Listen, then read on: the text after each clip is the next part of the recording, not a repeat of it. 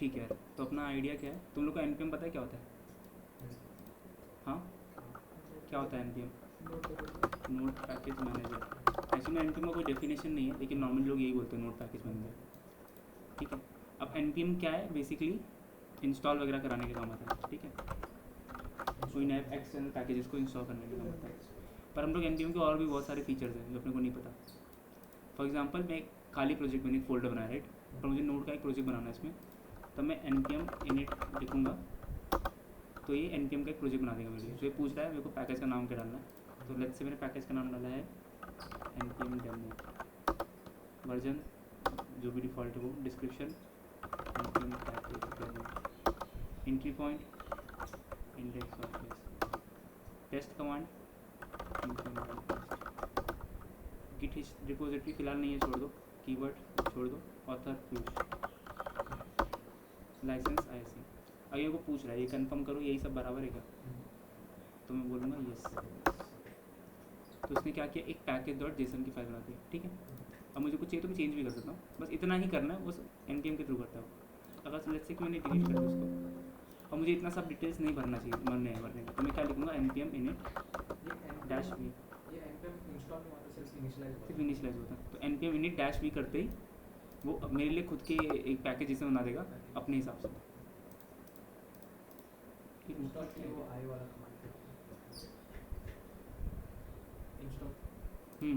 अब देखिए, अभी कोई कमांड नहीं चाहिए तो मैं डालता हूँ। अब मैंने समझ एक नोड कमांड बनाई है, स्टार्ट, मैं लिखता हूँ नोड इंडेक्स। ठीक है, अब मैं क्या करता हूँ, इंडेक्स और जेएस एक फाइल बना लेता हूँ, जिसमें मैं लिखता हूँ console.log स्टार्ट। ठीक है, अब अगर मैं, मेरे पास दो तरीका है, एक तरीका है कि मैं नोड से लिखूँ, नोड इंडेक्स जो मेरे कमांड के अंदर लिखा हुआ है, ऐसे ही मैं वापस टाइप कर लूँ और इंटर मार दूँ तो मेरा वही देख सेम आउटपुट आता है, राइट, स्टार्ट लिख के आ गया। दूसरा तरीका मैं npm रन स्टार्ट भी लिख सकता हूँ, तो ये भी स्टार्टेड आगे लिख के।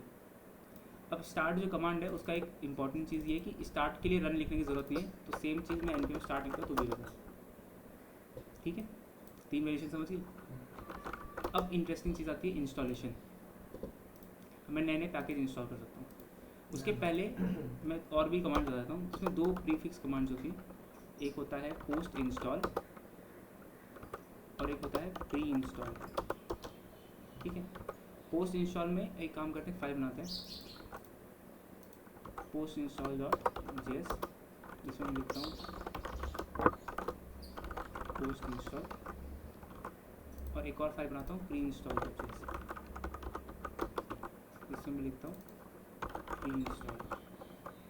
ठीक है, अब मैं यहाँ पे क्या करूँगा, नोड पोस्ट इंस्टॉल और नोड प्री इंस्टॉल। ठीक है, अब ये जो दो कमांड्स हैं, इसके अलावा और भी बहुत सारी कमांड्स हैं, अगर मैं सिर्फ पी लिखूँ ना यहाँ पे तो तुम लोगों को दिखेगा काफ़ी सारी कमांड्स हैं। ठीक है, पर मैं डिफ़ॉल्ट कमांड्स है जो कोई ना कोई इवेंट पे ट्रिगर होती है, जैसे प्री सेव, पास सेव, हाँ वैसे वाला। तो ये इसका कमांड का नाम क्या, पोस्ट इंस्टॉल, मतलब जैसे ही कोई पैकेज में इंस्टॉल करूँगा उसके बाद। इसका है प्री इंस्टॉल, तो जैसे ही मैं पैकेज इंस्टॉल करूँगा उसके पहले। अब मैं क्या करता हूँ, मैं एक पैकेज इंस्टॉल करता हूँ, npm इंस्टॉल नैनो। ठीक है, पैकेज इंस्टॉल हुआ,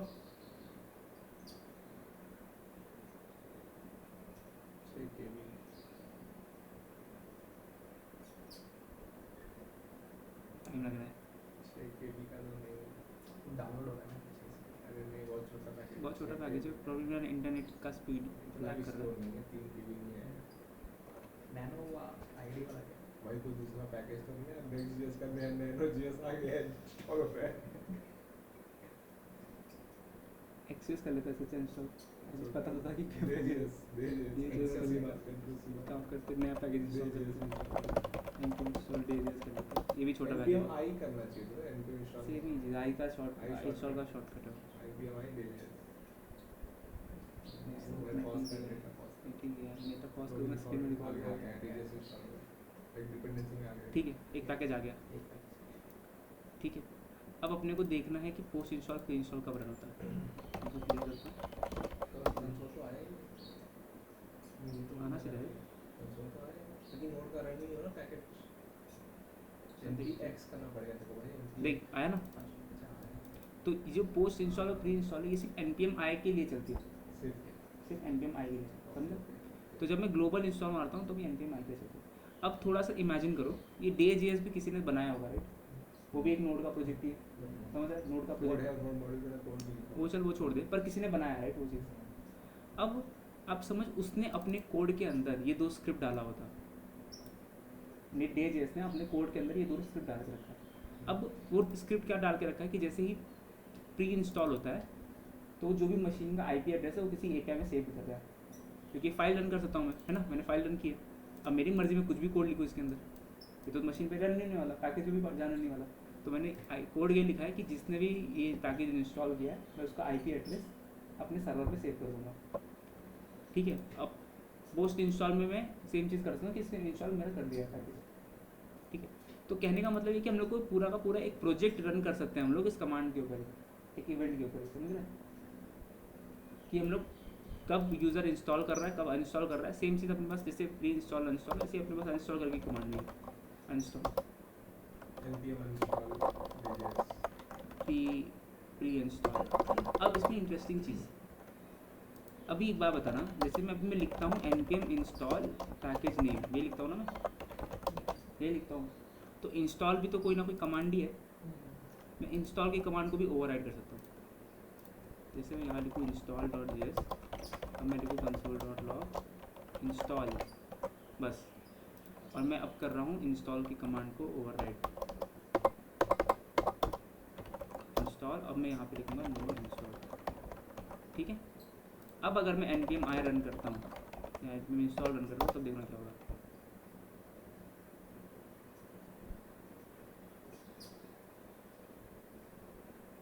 देखा कुछ भी नहीं हुआ, सिर्फ इंस्टॉल कंसोल रन हुआ, पैकेज का नाम कुछ, अब कुछ भी मैं करूँ कभी भी आगे पैकेज का नाम भी डालूँ मेरा कभी तो कुछ नहीं होने वाला, वो नहीं वाला, कुछ नहीं होना। इंस्टॉल मैंने इंस्टॉल की कमांड को ओवरराइड मार दिया, तो ये सारी इन सब चीज़ों को बोलते हैं ओवरराइड कमांड्स, ठीक है। तो इससे तो कोई भी फीचर को ओवरराइड कर सकता है Node.js में। अब इसमें इंपॉर्टेंट चीज़ ये है कि जब भी मैं कोई पैकेज बनाता हूँ, जैसे Day.js, लेट्स से कि Day.js का ही प्रोजेक्ट होता है, और अगर मैं ये चीज़ कर लेता हूँ तो काफ़ी अलग बिहेवियर यूज़र को मिलेगा दूसरे पैकेज के थ्रू। अच्छी भी चीज़ है बुरी भी चीज़ है, अपने पर डिपेंड करता है यूज़ केस के। तो ऐसी मल्टीपल उसके फीचर्स हैं, मतलब अलग कमांड्स हैं। अब इंपॉर्टेंट चीज़ ये बता देते हैं, स्टार्ट रखते हैं, ठीक है। अब लेट्स से कि मैंने कुछ रैंडम, अब मैं यहाँ पे कितनी भी कमांड बना सकता हूँ, ज़रूरी नहीं है कि मैं यही 5 करूँ, मैं कुछ भी लिख सकता हूँ। फॉर एग्जांपल अब लेट्स से मैंने नोड इंडेक्स भी पढ़ दिया, तो जैसे ही मैं npm रन एग्जाम्पल लिखूँगा वो सेम कमांड को रन कर देगा, ठीक। तो इन शॉर्ट में कोई भी कमांड बना सकता हूँ यहाँ पे। अब दूसरी चीज़, मैं किसी भी कमांड को किसी दूसरी कमांड में रेफर भी कर सकता हूँ।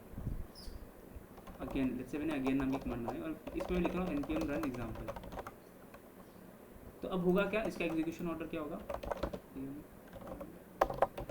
अगेन।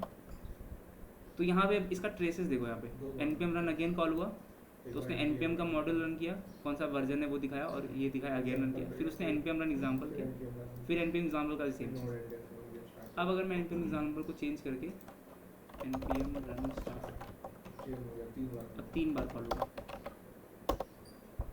3 बार कॉल हुआ। अब लेट्स से मैं इसको डबल लाइन करता हूँ और फिर से मैं npm रन एग्जाम्पल करता हूँ,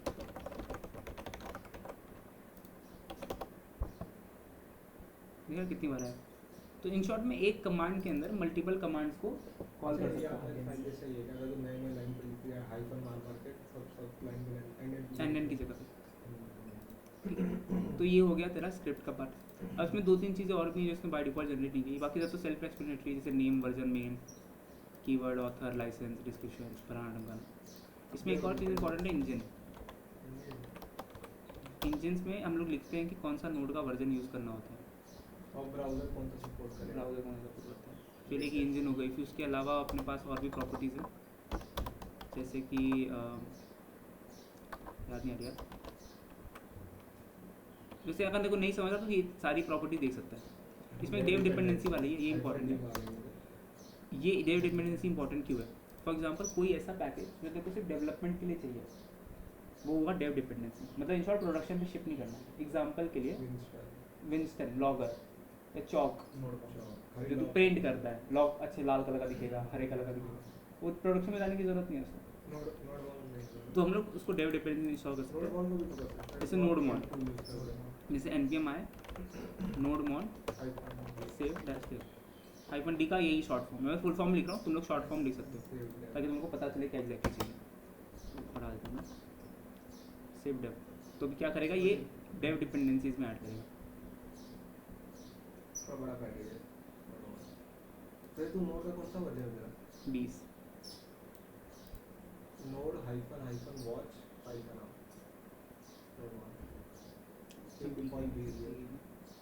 तो इंस्टॉल ये इंस्टॉल होगा, टाइम लगेगा थोड़ा, मेरा नेट स्लो है, तो तुम लोग एज्यूम कर लो यहाँ पे एंट्री हो जाएगी, जैसे डे जैसे वैसे नोड वन यहाँ पे भी आ जाएगा। ठीक है, इसको छोड़ देते फिलहाल के। और क्या क्या पैकेजेस है हमारे पास, क्या कमांड है हमारे पास, तो अपन देखेंगे तो इतनी सारी कमांड अपने को दिख रही है, सब कहीं ना कहीं यूज़ होता है। जैसे एक्सपोर्ट्स है, जैसे ESLint के पैकेजेस को सब उसको बात बताता हूँ, उसको दूसरी बात बताता हूँ। होम पेज है, आइकन डालना है, फिर लाइसेंसेस डालना है, मेंटेनर्स का लिस्ट डालना है, कितने लोग काम कर रहे हैं। मॉड्यूल है, मॉड्यूल का इम्पोर्टेंट आता है जब अपन ये करते हैं ना, 2 JS जावास्क्रिप्ट है, एक तरह ES6 है और एक तरह एक ट्रेडिशनल वाला है ESM, तो वो रिक्वायर वाला, तो वो मॉड्यूल में लिखना पड़ता है। ठीक है, ओवरराइड्स करके पैकेजेस को ओवरराइड कर सकता है, पीयर डिपेंडेंसीज लिख सकता है। अब पीयर डिपेंडेंसीज, हाँ इसमें एक इंटरेस्टिंग चीज़ है पीयर डिपेंडेंसीज। अब जैसे अभी तुम लोगों ने react chart to JS use किया था, पर तुमने नोटिस किया कि जब तुझे react chart to JS use करना पड़ा तो तुझे चार्ट JS भी चाहिए था। मतलब इसका मतलब ये है क्या कि मैं बिना चार्ट JS के react chart to JS use नहीं कर सकता, नहीं कर सकता, मुझे चार्ट JS चाहिए। तो जब रिएक्ट टू चार्ट JS ने बनाया होगा, ये भी एक npm का प्रोजेक्ट ही होगा, तो इस बार वो चीज़ कहाँ मेंशन करेगा कि चार्ट JS इंपॉर्टेंट है, वो मेंशन करेगा पीयर डिपेंडेंसीज में, इसमें वो चार्ट JS लिखेगा, वो इसी की वजह से आता है क्योंकि पीयर डिपेंडेंसीज में मिसमैच हुआ है। और यही सबसे इंपॉर्टेंट चीज़ होती है पैकेजेस के ऊपर, क्योंकि तू इसमें इंस्टॉलेशन नहीं डालता है, तो इसमें डालता है। ठीक है, ये कैप का मतलब है हायर, नेक्स्ट हायर वर्जन तक। फॉर एग्जांपल 1.11.13 है, तो जब तक 99 ना हो जाए तब तक ये वर्जन चलते रहेगा, बस इन सेम वर्जन लेटेस्ट लेगा, मतलब लेकिन 11.12 नहीं लेगा। ठीक है, उसको बाद में बता सकता हूँ मैं, माइनर वर्जन, वो माइनर अपडेट। फिर इसके बाद एक ये वाला भी है, ये वाला भी है टिल्डे, फिर उसके बाद एक ग्रेटर देन भी है, ग्रेटर देन सॉरी एक लेस देन भी है, लेस देन इक्वल टू भी है, फिर तो उसमें मल्टीपल भी लिख सकता है 0.10.1 greater than equal to and हाँ लिख सकता है, ये वाला ऐसे आएगा, कुछ से कोई भी कॉम्बिनेशन से लिख सकता है, ये ऐसे आएगा कि ऐसे आता है शायद से, क्योंकि सिंटैक्स के में भी रॉन्ग हो सकता है, पर ऐसे कुछ होगा। ठीक है, तो इन शॉर्ट काफ़ी कुछ है, समझ गया तुम लोग को। ये पैकेज और जेसन का सिर्फ पर्पस स्क्रिप्ट नहीं है, बहुत कुछ चीज़ें भी है उसके अंदर। ठीक है, तो अगर कभी टाइम मिले तो एक्सप्लोर करना, मतलब मैंने इंपॉर्टेंट चीज़ों मेरे को लगा उन्हें बता दिया, बाकी टाइप्स रेजोल्यूशन इंपॉर्टेंट होता है, पब्लिशर की ज़रूरत नहीं वैसे, पेयर डिपेंडेंसी इंपॉर्टेंट है वो बता दिया हमने, मॉड्यूल इंपॉर्टेंट है, बाकी तो लमसम ठीक है, बाकी तो ऑलमोस्ट समझ जाएगा, धीरे धीरे जब से यूज़ आएगा वैसे समझ जाएगा, पर तुमको इंपॉर्टेंट चीज़ें समझी, स्क्रिप्ट्स का बात समझा, पोस्ट इंस्टॉल प्री इंस्टॉल समझा, किंतु इंस्टॉल की कमांड को तक ओवरराइड कर सकता है, समझ, ये पावर है मतलब नोड जैसे, समझ रहे हैं।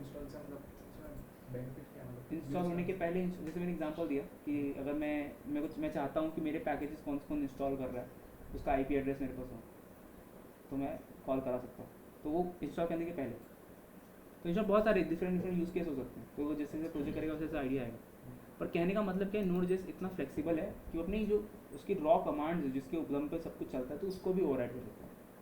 ये सब चीज़ें बाकी लैंग्वेजेस में पॉसिबल नहीं है, होंगी भी तो बहुत खिचड़ी करना पड़ेगा, पर इसमें काफ़ी स्ट्रेट फॉरवर्ड है, देख रहे हैं, कुछ भी नहीं करना था, वो सिर्फ यहाँ पे सिर्फ एक कमांड चेंज कर ले और हो गया तेरा काम खत्म। अगर मैं आ जाऊँ बैक कर लूँ,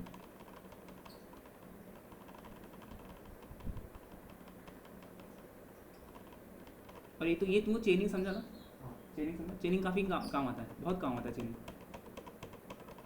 CI/CD पाइपलाइन वगैरह बनाया, बिल्ड मार रहा है, दो तीन चीज़ को साथ में करने की कमांड में फ्रंट एंड बैक एंड दोनों बिल्ड और पुश करना है, काफ़ी कुछ chain करना में है। कर सकते हैं। तो चेनिंग काफ़ी काम आता है। ये वाला चीज़ बहुत रेयरली लोग यूज़ करते हैं, पर बहुत बार काम करना पड़ता है। एग्जांपल ले देता हूँ, लेट्स से कि जैसे एक तुझे ऐसा कुछ सिचुएशन हो गया कि तेरे पैकेजेस सब इंस्टॉल नहीं हो रहे, अब तेरे को फोर्स इंस्टॉल करना है। For example npm i force करना पड़ रहा है इंस्टॉल, या लेगेसी पेयर डेप करना पड़ रहा है। लेगेसी पेयर डेप ये कभी कभी करना पड़ता है, क्योंकि जब यहाँ पुराने प्रोजेक्ट होते हैं ना उसमें करना पड़ता है।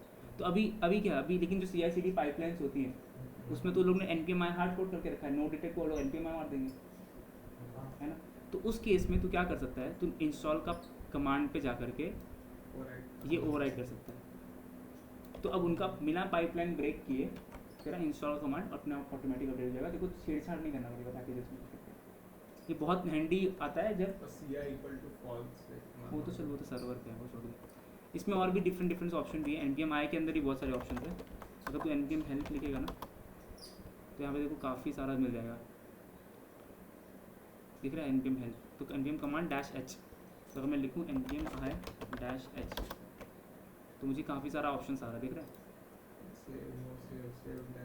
तो इसमें एक फ्रीज़ करके भी होता है, फ्रीज़ करके दिख नहीं रहा, पर इसमें एक फ्रीज़ डेप्स करके भी होता है।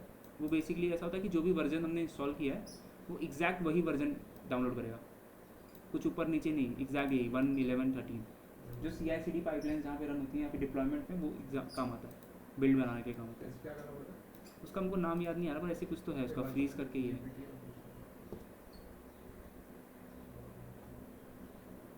ठीक है, इतनी कुछ होता होगा, ये देख लेना इसी को फ्रीज़ करके होता है कुछ। पर ठीक है, आइडिया आ गया ना।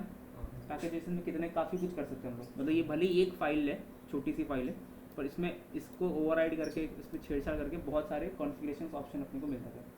और जो मैंने बताया ये भी अभी भी सरफेस लेवल ही है, इसके अंदर और जाएंगे बहुत कुछ नया नया मानना पड़ेगा। ठीक है, समझ गया, चलो बाय। चलो बाय।